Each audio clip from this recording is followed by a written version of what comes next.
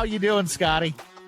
I am very well. I wonder what the line would have been with the Niners down 17 buzz to the LA Rams in the first half of last week's game. Yeah, the live betting would have been good on that one. Oh, boy. Yeah, it sure would have been. I hope. Boy, did they fight hard. They fought hard. They're in the playoffs. We can talk about that later on, Matt. But Yeah. I understand that a lot of people will view it the same way you just did.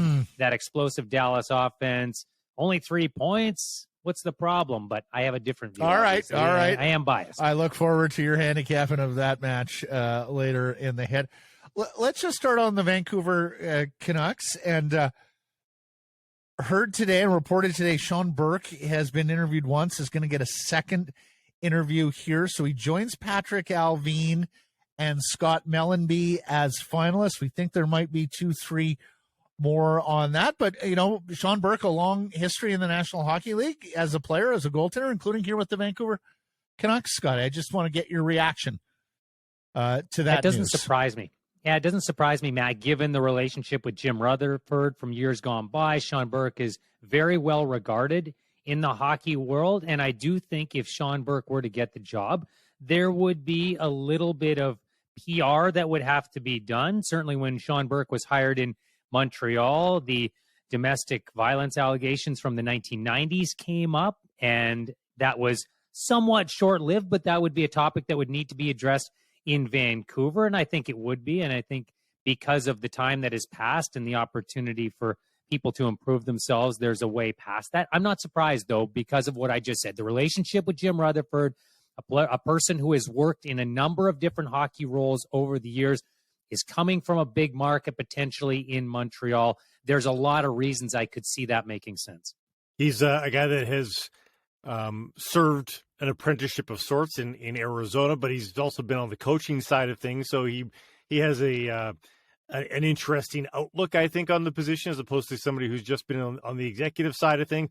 It does still sound like in the power rankings, when you aggregate all of the insiders' information, still does sound like Allvin, though, he's the front runner right now, Scott. Yeah, I would agree with that wholeheartedly, Blake. Those are the tea leaves I'm reading as well. And there's a lot of reasons for that to be the case, especially if you just boil it down to Rutherford saying, I want someone who is new to the position that I can help mold. And because we know more about Sean Burke and we know more about Scott Mellanby, doesn't that fit that description a little bit better with Allvin? And I'm not taking away from his resume whatsoever.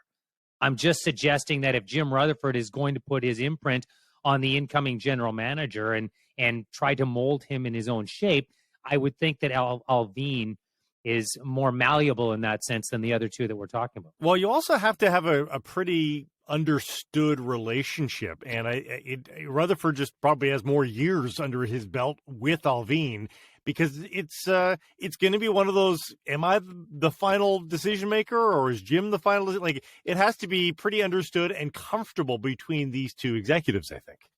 It does, and you would hope that Jim Rutherford, and from everything that he said since he arrived in Vancouver, he appears to be in this place, but you would hope that he's in a place in his career where he's not threatened by handing over the decision-making ability, that he sees the macro here instead of just the day-to-day, month-to-month, season-to-season. Like, hey, we're trying to do something that provides a legacy for this organization, that provides something moving forward. If I want to make a comparison from this market, isn't that the way, Matt, that Wally Buono was toward the end of his tenure? Look, it's been about Wally for a really long time, but I'm at a point where I need to make this about the league. I need this to be about the next person as well. Yeah, so I think in the early going here, it's almost certain that Jim Rutherford is going to have the final decision, and he's going to make a lot of them. But I think Scott's right in that part of the evolution here will be training up an entry-level general manager to be the final decision maker. I imagine Patrik Allvin or whomever fills this post is going to get more autonomy as the years go on and as Jim gets older and closer to retirement, and as the candidate, the successful candidate, him or herself, gets better in the gig. I also think it's going to be a bigger tent of decision makers, something a little more proximal to the Gillis era than the Benning era. And Scotty, on that score, Darren Dreger reporting today that almost certainly one of the new Canucks assistant general managers, plural, because there's apparently two more coming, is going to be female. So he's putting his money where his mouth has been in terms of a modern, progressive, and more diverse front office. Good. And I don't say that because, oh, you have to hire a woman. I say that because there are so many qualified female candidates. This is a game that needs more diversity. This is an organization that needs more diverse opinion, and the time is right for this to happen. So I'm glad to hear that report. I am fully in favor of that. When you look at the list of qualified candidates that's been put out there for quite some time, and I don't know who's going to land that job, but I see that as a great development for the Vancouver Canucks. Although you say progressive, Matt, and there's Derek Clancy talking with Thomas Drance and saying, "I'm not a big analytics person." And you know, again, it's a cliched question, I think, for executives these days to ask them what percentage their analytics play into their decision making, but they've been muted in their response to that question, sort of as a group. Boudreau, Rutherford, and now Clancy as well. Derek Clancy, though, said in that same answer, look, all information is good information. There are a few specific analytics that I focus on, and he intimated he doesn't cut as wide a swath with all the information that he's going to take in. He sees things that he believes are applicable to the way he does things. And what he talked about with Drance as well is the fact that, look, when there's a big difference between what the analytics say and what I'm seeing, that's where I really need to question why. Usually they are validators more than anything else. So it's not that he doesn't use analytics.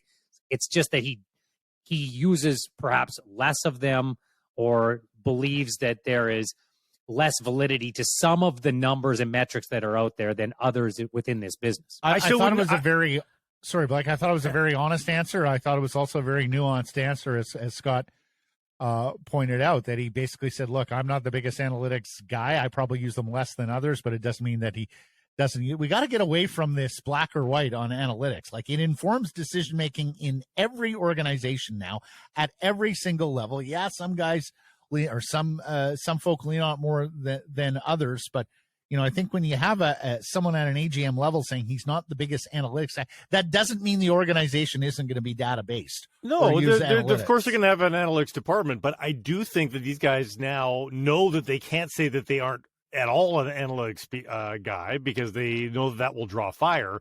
I still wonder if there should be a stats nerd amongst all of the AGMs that they bring in that really does come of that as another voice in the room, because they all sort of sound like they're made about the same ratio. And I don't even know that I fully trust that when they say, oh, I do take into account some analytics. I feel like they feel like they have to say that answer, guys, because you know, these are still a lot of quote unquote hockey men that are around this sport right now.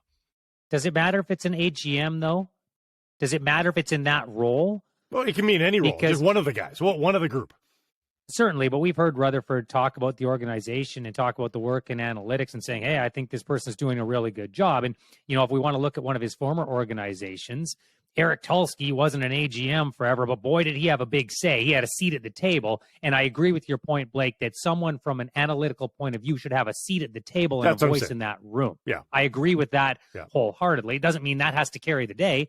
But yes, we just talked about diversity of opinion. Yes. There should be diversity of opinion, and analytics should be a part of that. Yeah, gender and skin color are one thing for diversity, but diversity of opinion in terms of wins on the ice, that's as important as anything as well. Well, let's move on to the ice and the Bodog poll question. Around number 40, Elias Pettersson, we're asking Scotty, when is he going to figure things out? This season, next season, or I don't know? Question marks abound. What says you? If you asked me this 2 months ago, I certainly would have answered this season, and I don't now. I would like to think for the player in question and for his team that my answer would be this season. I am leaning closer and closer to next season with every passing game. It just seems like this has been a really tough calendar year for this young man. Some of that physical in nature. I have no idea to what degree this is mental in nature. I have no idea what effect COVID has had on him from a psychological point of view, if not a physical point of view. I really don't know. But it feels like something's going to need to change in the offseason. It doesn't feel like this is Elias Pettersson's year. I hope I'm wrong. I've been wrong a lot of different times. We all have. And I really hope for the player here, because I love watching him play when he is the guy that we have seen for the bulk of his NHL career. I just haven't seen that guy often enough. So Scott and Blake was early on this topic last year when they were going through contract negotiations. He's not the fastest. He's not the strongest. It's a league that gets faster every year. It's a league that's using more and more video and scouting and how to go about defending certain players on the opposition. Would you be worried about he just gets out-athleted out of this league? Like, is that a concern at this stage of the game, given the slender frame, not necessarily the most robust strength, and the fact that he isn't the quickest skater either? It's not something I'm concerned with. Not at this stage. He's too young for that. I really think he's too young for that. What has made Elias Pettersson what he is? Well, okay, there's the one-timer and all of that, but it's the vision and it's the sports IQ. And that's what all great athletes have, or most of them anyway. There are very few players at the top level of the game that are so gifted physically that they can just out-physical everybody. And Elias Pettersson is certainly not that.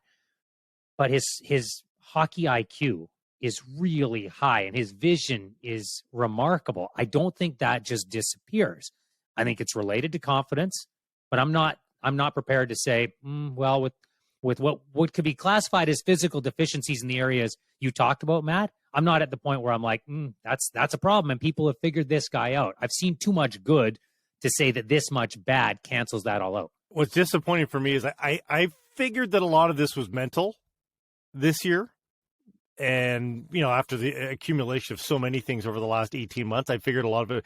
There's been so many natural restart moments this season for the Vancouver Canucks with a new coach coming in, new management regime, COVID pause before Christmas, COVID pause after Christmas, his own personal COVID pause. You would have thought one of those would have presented itself as a natural reset, true reset. Okay, clean slate, and it hasn't seemed to have taken any sort of effect yet here, Scott. But don't you think we see this across all sports, Blake, that sometimes a player is just in a rough year, and it doesn't matter what is done and how much hard work is put in and how many sports psychologists are seen, that the player just can't get out of the rut for whatever reason. It's a different ailment, but I can remember Brendan Morrison talking about when he came off his knee injury and he was playing in Anaheim, and he was convinced he was going to have a brilliant year. He took a one-year deal when he could have took multi-year deals elsewhere, and he took that particular situation because of the players that would be around him. And he said, I just couldn't get to where I needed to be.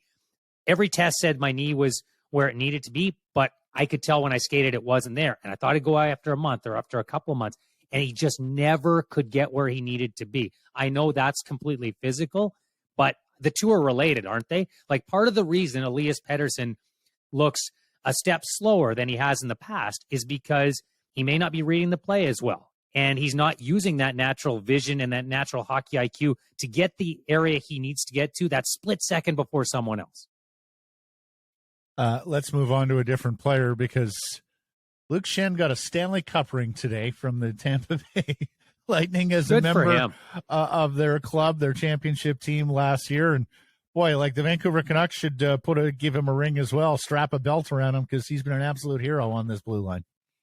He certainly, I love that story. He certainly has, Matt. And I just love Luke Schenn's story, because for anybody who's ever been doubted or told they're done, like Luke Schenn, for a guy who was drafted as high as he was and didn't amount to the draft position with which he was taken in Toronto ever, he was told he was done in Anaheim.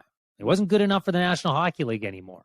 And what did he keep doing? He kept working. He worked with Dallas Eakins. He rebuilt his confidence. He took that small window of opportunity in Vancouver, and he turned it into another opportunity. And he did the best he could with that, and it resulted in 2 Stanley Cup rings down in Tampa Bay. I certainly didn't expect Luke Schenn to play as much as he has so far. You're right. He has been far better than expected this season. And all he's done since he was told, that's it, your career is basically over at the top level, is take advantage of opportunity after opportunity after opportunity. I love stories like that in sports.